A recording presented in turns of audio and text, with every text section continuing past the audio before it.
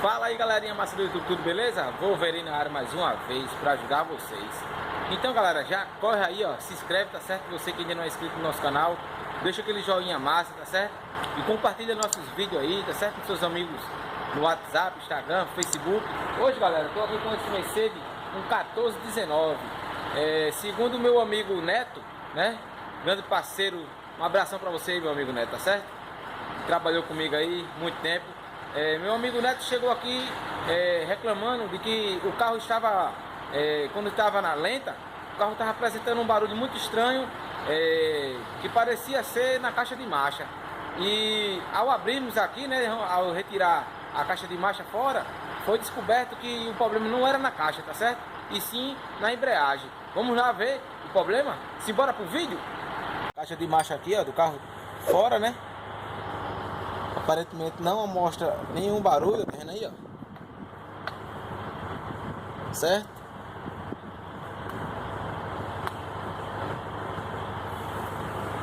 Aqui, ó, volante tá ótimo, tá certo? Vai ser dado somente uma lixada nele aqui, vai retirar o resto da fibra que estava. O rolamento dele já estava roncando, tá certo? Foi retirado, ó. E vou mostrar a vocês aí o disco, a folga que estava no disco de embreagem e as marcas que estava no acoplamento da esmola do disco de embreagem.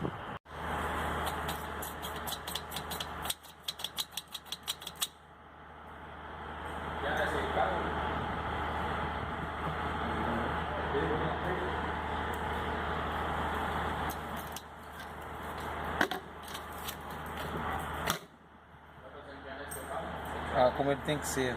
Olha como é que ele tá aqui, ó. Fora. Vendo aí, ó, a diferença? Encaixado, acoplado aqui, ó. E aqui tá fora. Aqui, ó, encaixado e aqui fora. Encaixado e aqui fora.